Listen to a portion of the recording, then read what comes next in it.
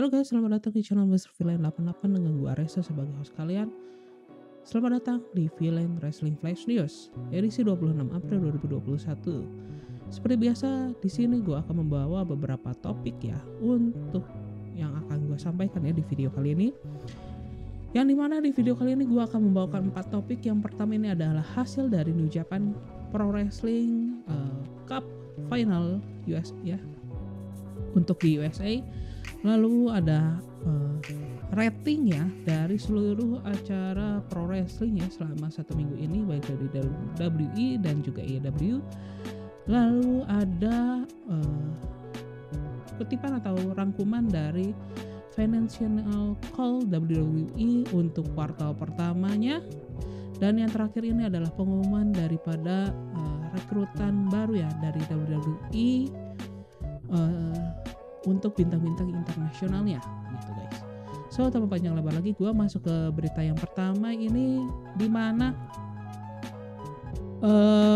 akhirnya ya New Japan Cup USA ini pun berakhir ya dengan Tom Lawlor keluar sebagai pemenang ya, dimana dia berhasil mengalahkan Brody King di final, sehingga dia menjadi pemenang daripada New Japan Cup USA dan menjadi juara pertama dari gelar terbaru ya untuk show New Japan Pro Wrestling Strong, yaitu gelar New Japan Pro Wrestling Strong Openweight Champion, yang dimana untuk kemenangan Lawler ya untuk gelar pertamanya di Strong Openweight Champion ini pun dia berhasil mengalahkan Brody King ya melalui submission move, yaitu rear naked choke gitu ya, dimana pertandingan itu pun berjalan selama kurang lebih 20 menit gitu guys. Dan pada saat perayaan kemenangan daripada Tom Lawlor ini gitu ya, dia merayakannya bersama rekannya dari The Team Filthy gitu ya, yaitu Chris Dickinson dan juga JR Kratos gitu. Dan di saat yang bersamaan gitu ya, pada saat dia merayakan kemenangan gitu ya, dia pun mendeklarasikan bahwa dia melakukan open challenge gitu ya, bahwa tidak ada yang bisa mengalahkan dirinya ya di New Japan Pro Wrestling gitu ya. Dan alih-alih gitu ya, ada seorang penggulat yang datang dari backstage gitu ya. Yang terjadi itu adalah rekan satu timnya, yaitu Chris Dickinson pun mengambil mikrofon dan menantang Lawler gitu ya, bahwa dia bisa mengalahkan Lawler. Dan hal tersebut pun membuatkan si Chris Dickinson ini pun menjadi penantang pertama Lawler untuk gelarnya yang baru saja dimenangkan. Dan tetapi untuk pertandingan antara Chris Dickinson dan juga Tom Lawlor ya untuk gelar New Japan Strong Openweight ini pun belum diumumkan oleh pihak New Japan. So kita tunggu saja ya untuk pengumumannya, pertandingan keduanya akan digelar kapan begitu ya. Yang pastinya bakal digelar di New Japan Strong gitu ya. Lalu kita berlanjut lagi ke rating dari seluruh show. Yang pertama ini dari show ini ya, Raw ya, dimana Raw ini berhasil mempertahankan trennya ya di angka 1,9 jutaan gitu ya, dimana di hari Senin kemarin gitu waktu Amerika atau di hari Selasa waktu Indonesia, Raw ini berhasil mendapatkan jumlah penonton sebanyak 1,91 juta penonton gitu ya, dengan rating untuk demografis 18 hingga 49 tahun itu 0,61. Yang dimana angka tersebut pun di atas normal dibandingkan 1 tahun yang lalu atau average rata tahun ini gitu ya. Dimana ini pun menjadi angka tertinggi ketiga ya setelah WWE Raw edisi Legend Night dan juga acara Raw After WrestleMania minggu lalu gitu. Dan angka ini pun menjadi angka terbaik Raw gitu ya untuk 3 show tersebut pun sejak bulan Agustus tahun kemarin. Dan rating 0,61 ini pun menempatkan Raw ini menjadi posisi pertama ya untuk acara di TV kabel dan juga menjadi acara ke nomor 9 ya untuk segi overall viewersnya. Dan angka tersebut ya, rating tersebut pun Raw ini pun seimbang dengan acara Hannity ya untuk mencapai posisi pertama di demografis wanita begitu ya. Yang dimana yang menarik ini Raw ini berhasil mengalahkan NBA ya untuk demografis pria ya untuk usia 18 hingga 49 tahun. Walaupun begitu ya, angka Raw ini pun mengalami penurunan ya dibanding minggu yang lalu gitu ya, sebanyak 6% ya untuk dalam segi viewer, sedangkan untuk segi ratingnya ini mengalami penurunan sebanyak 10% untuk demografis 18 hingga 49 tahun, dan sedangkan untuk demografis 18 hingga 34 tahun ini mengalami penurunan sebanyak 14%. Lalu kita berlanjut lagi ya dengan rating untuk show NXT, di mana NXT ini pun berhasil melanjutkan tren positifnya ya untuk segi rating dan juga viewernya, di mana rating daripada NXT ini di minggu kedua penayangannya di hari Selasa malam gitu ya, jumlah penontonnya ini pun mendapat peningkatan ya dengan jumlahnya itu sebanyak 841.000 penonton atau meningkat sebanyak 4,5% dibandingkan minggu lalu. Di mana untuk rating demografisnya ya untuk kelompok usia 18 hingga 49 tahun, NXT ini berhasil mendapatkan rating sebanyak 0,23 ya, sehingga rating tersebut pun mengalami peningkatan sebanyak 4,5% sejak minggu yang lalu. Dan secara overall gitu ya, dengan rating tersebut pun NXT berhasil menempatkan dirinya di posisi ke-27 ya untuk acara TV kabel di kelompok demografis 18 hingga 49 tahun. Di mana hal tersebut ya, pemindahan show NXT ke hari Selasa ini pun terbukti mendapatkan efek positif ya, di mana Raw ini pun berhasil meningkatkan rata penonton ya dibandingkan tahun lalu yang NXT itu secara head to head bertanding dengan AEW Dynamite ya untuk penayangannya di hari Rabu, di mana mereka hanya mendapatkan rata-rata sekitar 600 ribuan gitu ya untuk penontonnya. Dan semoga saja NXT berhasil terus mempertahankan tren positifnya ya dan meningkatkan rata penontonnya ya untuk tahun 2021 ini gitu guys. Dan berlanjut lagi ya ke hari Rabu, yaitu kita akan membahas rating dari AEW Dynamite yang dimana walaupun mengalami penurunan ya dibanding AEW Dynamite minggu lalu, tetapi AEW Dynamite ini masih mampu ya mendapatkan penonton di angka di atas 1,1 juta penonton, yaitu lebih tepatnya sebanyak 1,1 juta 4.000 penonton gitu ya, atau mengalami penurunan sekitar 9,4% ya dibanding minggu lalu yang dimana mereka berhasil mendapatkan jumlah penonton sekitar 1,2 lebih gitu ya penonton, dan jumlah penonton tersebut pun menjadi jumlah ketiga tertinggi ya selama penayangan daripada AEW Dynamite, yang dimana untuk di kelompok demografis usia 18 hingga 49 tahun gitu ya, AEW Dynamite ini berhasil finish di posisi kedua ya setelah MTV The Challenge dengan rating sebanyak 0,37% atau menurun sebanyak 15,9% ya dibanding minggu yang lalu, di mana MTV The Challenge ini di posisi pertama ini berhasil mendapatkan rating sebanyak 0,58, dan rating tersebut pun karena acara The Challenge ini pun sudah memasuki season finalinya, sehingga kemungkinan besar AEW Dynamite ini diharapkan bisa menarik lebih banyak penonton ya di minggu depan karena posisi pertamanya si MTV The Challenge ini sudah berakhir gitu ya.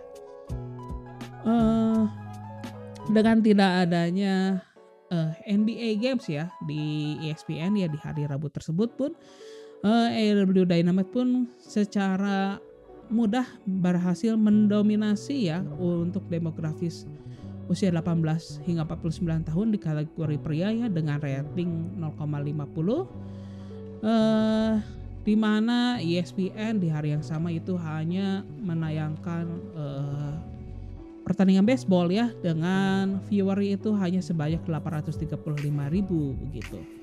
Dengan rating sebanyak 0,25 untuk demografis umum di usia 18 hingga 49 dan untuk di kategori pria hanya sebanyak 0,37 begitu.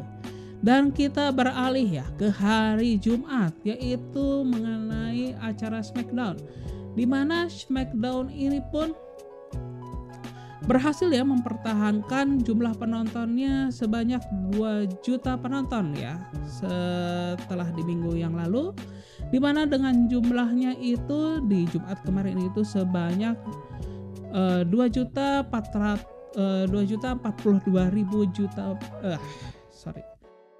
dengan rata penonton itu sebanyak 2.042.000 penonton gitu ya. Dengan angka tersebut pun SmackDown ini mengalami peningkatan sebanyak 2,3%. Dan secara rating gitu ya, untuk demografis 18 hingga 49 tahun gitu ya, SmackDown ini mendapatkan rating sebanyak 0,5.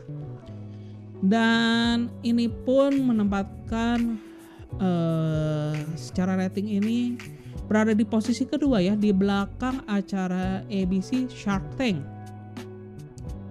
Dan ini pun menjadikan SmackDown pun mengalami tren positif juga ya setelah WrestleMania kemarin begitu guys. Dan hal tersebut pun menutup berita mengenai rating dari semua acara pro wrestling ya selama 1 minggu terakhir. Lalu kita berlanjut lagi ke berita selanjutnya, ini mengenai pelaporan finansial daripada WWE untuk kuartal pertama. Tetapi gua tidak akan membahas mengenai pendapatan total atau pengeluaran total dari WWE ya selama kuartal pertama. Di mana yang gua akan sampaikan ini ada beberapa hal yang menarik ya pada saat mereka melakukan press conference ya atau media call ya pada saat melakukan financial call di kuartal pertama ini, di mana call ini ya pelaporan ini pun dilakukan oleh Vince McMahon gitu ya selaku sebagai chairman dan juga CEO dari WWE. Lalu juga ada Nick Khan dan juga Christina Salen, Michael Waits dan juga Stephanie McMahon sebagai vice presiden dari WWE atau vice chairman gitu ya dari WWE. Yang dimana hal pertama yang menarik ini dimana Nick Khan gitu ya yang menyebutkan jumlah penonton WWE ini mengalami peningkatan sebanyak 30% ya untuk penonton di China gitu ya, dan di India dan juga di Inggris gitu ya atau United Kingdom pun menunjukkan adanya tren positif atau peningkatan ya untuk segi jumlah penontonnya. Lalu Nick Khan pun menyebutkan bahwa WWE pun setelah melakukan perjanjian ya dengan platform streaming anime yaitu Crunchyroll untuk membuat series anime begitu. Dan juga Nick Khan pun menyebutkan bahwa bagaimana berhasilnya acara daripada Young Rock gitu ya yang ditayangkan di NBC dan juga Peacock ya yang mengenai show itu menceritakan biografis daripada The Rock gitu ya, Dwayne Johnson. Lalu juga Nick Khan pun menyampaikan bahwa acara biografi daripada Steve Austin ya atau Stone Cold yang ditayangkan di A&E gitu ya, itu menjadi acara dengan rating tertinggi ya untuk stasiun tersebut selama 16 tahun. Lalu acara WWE The Hidden Treasure yang juga ditayangkan di A&E ini berhasil mempertahankan 79% daripada audiensnya gitu. Lalu Christina Salem pun menyampaikan bahwa Thunderdome yang menjadi venue dari acara Raw dan juga SmackDown saat ini pun akan dipertahankan hingga akhir bulan Juni nanti. Dan untuk live event touring ini pun kemungkinan besar tidak akan dilakukan hingga ya yang berharap akan dilakukan ya di setengah akhir daripada tahun ini gitu ya. Dan mereka pun mengatakan bahwa ya, untuk secara live event ya gitu atau menghadirkan penonton live ini pun mereka menginginkan bahwa ini dihadiri penonton secara live secara full dan tidak dibagi dua dengan Thunderdome begitu guys.